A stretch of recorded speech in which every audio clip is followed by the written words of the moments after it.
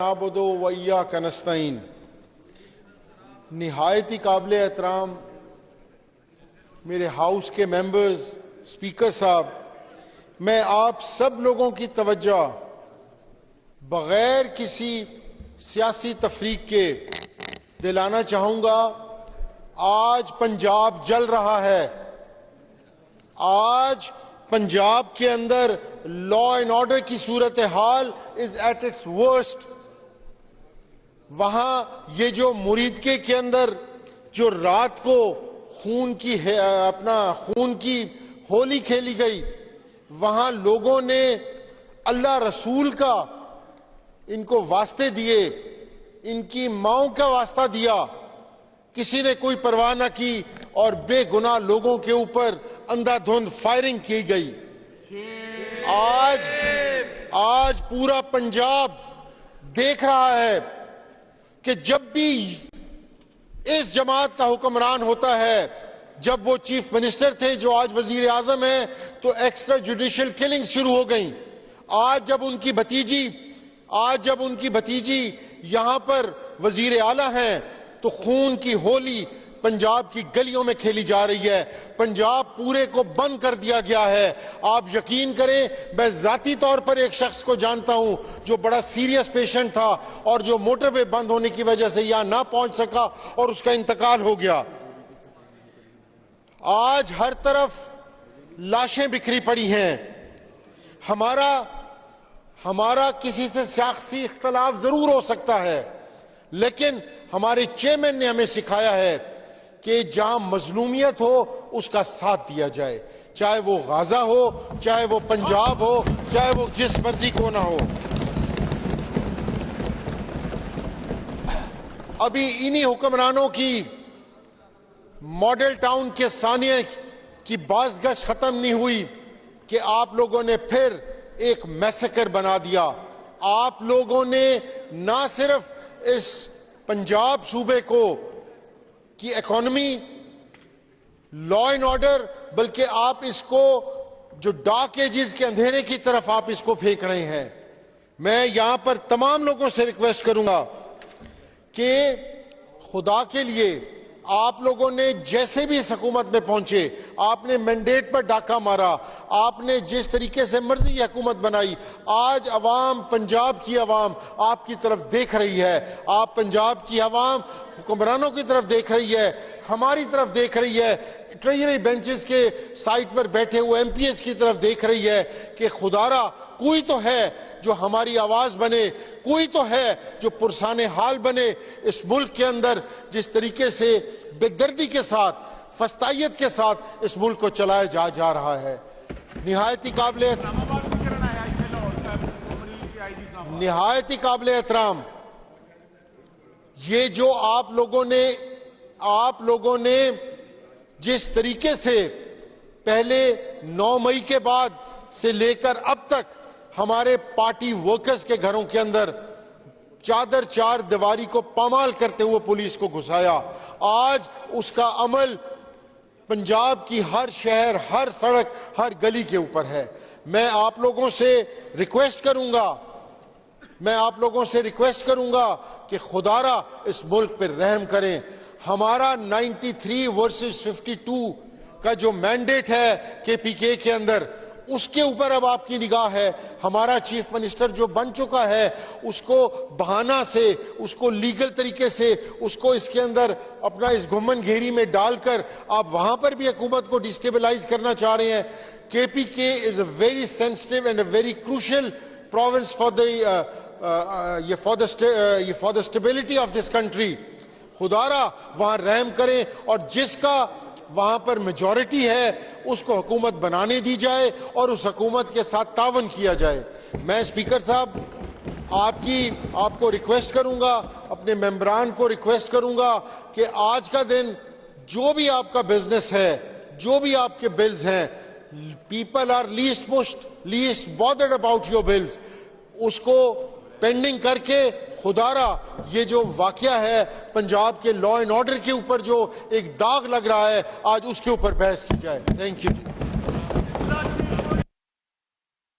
G minister for parliamentary affairs.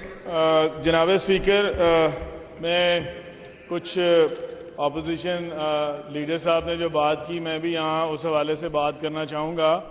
اس وقت پنجاب میں جو اوور آل سچویشن ہے، اس سے پنجاب کے لوگ جو ہیں، جو ایک مذہبی جماعت نے جس طرح اس وقت پنجاب میں اپنی کارروائی جو یہ شروع کی ہوئی ہے، اس کی وجہ سے پنجاب کے لوگ بہت تنگ ہیں. انہوں نے خود یہ کہا کہ ایک مریض جو تھا وہ موٹر وے سے نہیں پہنچ سکا ہسپتال تک، تو اس کی وجہ سے اس کا انتقال ہوا.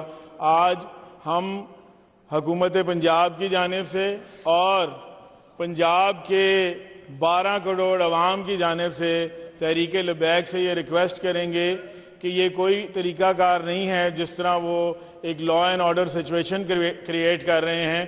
ان کو چاہیے کہ بیٹھیں ہمارے ساتھ اور افہام و تفہیم سے اس تمام معاملات ہو سکتے ہیں. وہ اگر ایک پولیٹیکل پارٹی کے طور پہ، ایک مذہبی پولیٹیکل پارٹی کے طور پہ ہمارے سے بات کرنا چاہتے ہیں، ہم حاضر ہیں، ہم ان سے بات کرنے کے لیے تیار ہیں، اور جو بھی ان کے گریوینسز ہیں ان کو دور کرنے کے لیے تیار ہیں. جس طرح پولیس کے لوگوں پہ اور ہماری سیکیورٹی ایجنسی کے لوگوں پہ حملے کیے جا رہے ہیں، جس میں ہمارا ایک انسپیکٹر بھی شہید ہوا، اس کے علاوہ ہمارے بہت سارے پولیس والے جو ہیں وہ اس میں زخمی ہیں، شدید زخمی ہیں. تو یہ طریقہ کار نہیں ہے. ان کو بھی سمجھنا چاہیے کہ یہ پولیس ہماری ہے، یہ پنجاب ہمارا ہے، یہ پاکستان ہمارا ہے. آج ہاسپٹلز میں جانے سے لوگ بیٹھے ہوئے ہیں، آج اسکولوں، کالجوں، یونیورسٹیوں میں جانے سے ہمارے اسٹوڈنٹس جو ہیں وہ گھروں میں بیٹھے ہوئے ہیں. ایک سچویشن کریٹ کی جا رہی ہے.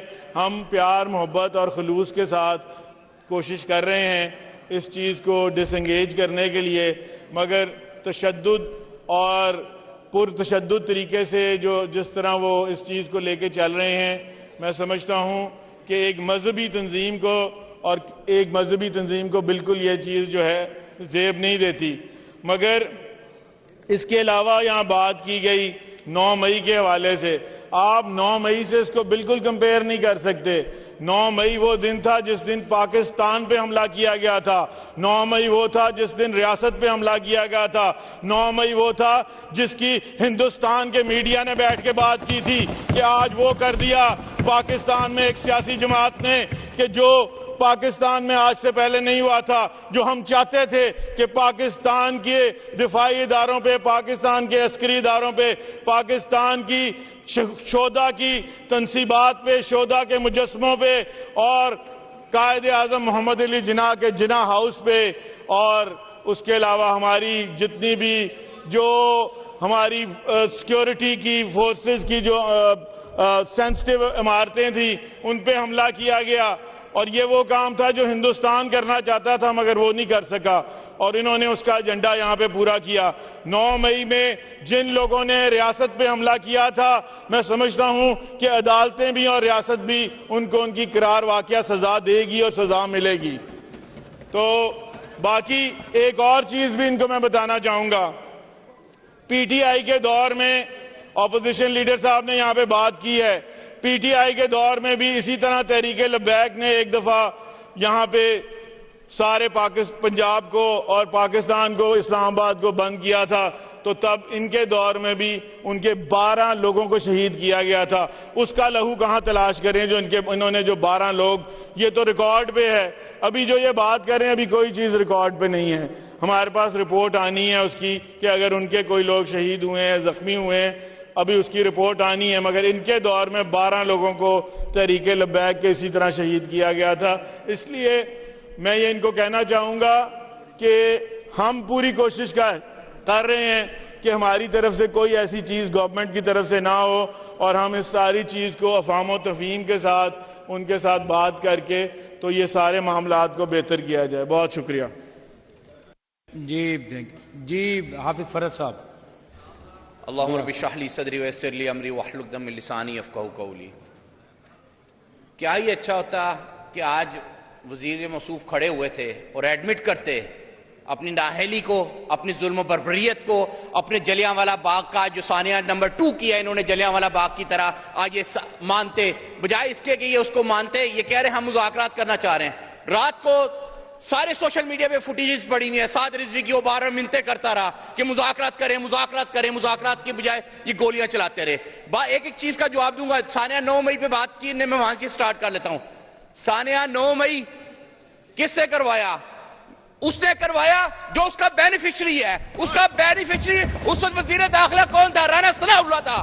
اس وقت وزیر اعلیٰ کون تھا پنجاب کا؟ وہ محسن نقوی تھا. اس کے بعد ان کے جو یہ حکومت ہے